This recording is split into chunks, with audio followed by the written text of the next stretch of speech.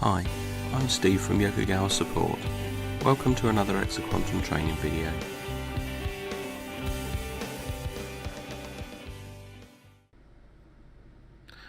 In this video, I'm going to show you some of the features of Exaquantum Web Trends.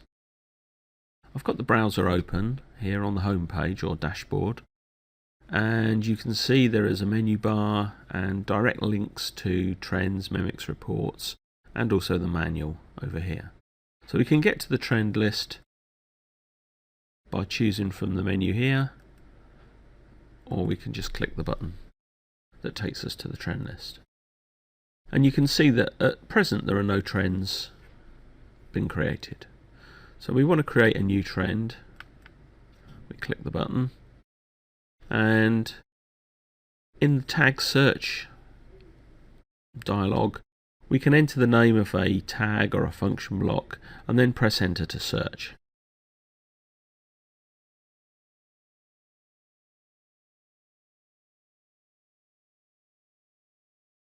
So when I press enter, I see then down here a list of tags that match my search criteria, and I can click on a tag to add it to the list of things that will be added to the trend. If I click on something and I find that I don't want to add that, I can click the little X and that will remove it. So now we've selected a few items, we can click add to trend, and you can see that those items now appear on our web trend. And if we hover the cursor over the web trend, it will show us what the value of those items are at that particular instant in time, and also what the qualities are. I can click on the trend, and then that information will also appear in the legend below. The legend has some tools that let us edit the pens. It also shows us how the range for the trend has been set. By default it's automatic. And we can add and remove pens from the legend. If I want to hide a pen temporarily, I can click on it, on its name, and it will then just disappear from the trend. Click on it again and it reappears. Sometimes if you have a number of pens on one trend, the axes information can actually take up a lot of screen real estate. So you can switch that on and off as well from the legend. If I want to edit the appearance of a pen, I have an option Edit Pen. So I can change things such as the colour, the label for the axes, and also I can take off the automatic scaling and add my own scaling. So for this pen, I'll say I want it to go from 48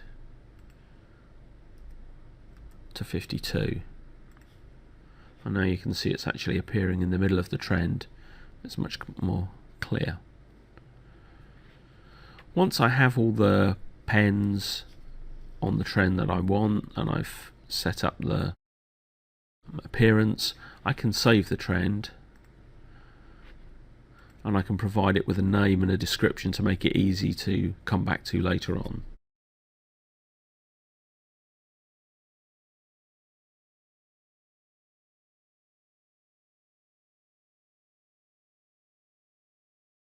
I also have the option to add it to my favourites list and to make it available to other users. Finally, when I save it, I can save it with the current time that it's using, so that when I review the trend, it'll start and open up looking at the data from the time it's looking at now. I'll leave those for now and just click OK. And now you can see that the trend now has its name and its description showing. And if I go to the trends list, I can then see it, so it's available to view.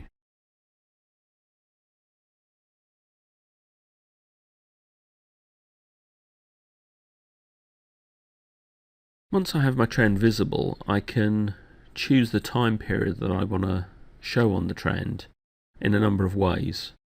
I can select live to select a live updating trend of the last hour of data. I can move the endpoint of the trend to now clicking the Now button. And I can use these recorder buttons to move back and forth to pan through the data by either a half-time interval or a full-time interval. So if I'm viewing an hour of data, then clicking this button will move me back 30 minutes. Clicking that button will move back a whole hour. I can also change the amount of data I'm viewing, so if I want to see 8 hours of data, I can click and see a much bigger period. Obviously that's actually quite difficult to see. And I can use these time selectors to actually choose either an absolute period, an absolute start and end date, or a relative period. So I can choose, say, now minus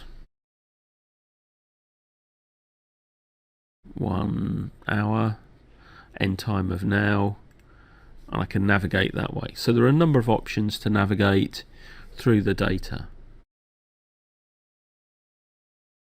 If I want to save the data for further analysis in a product like Excel, I can actually export it. I can click on this link and it will then give me a standard download option here, so I can save the file.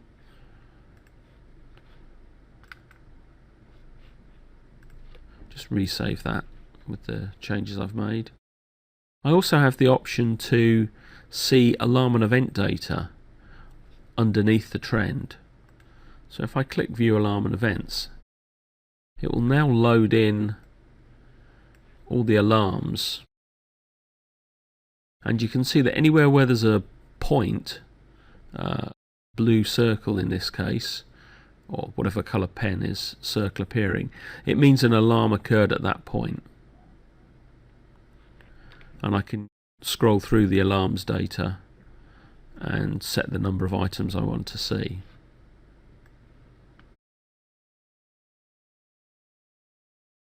So that's a basic introduction to the web trend.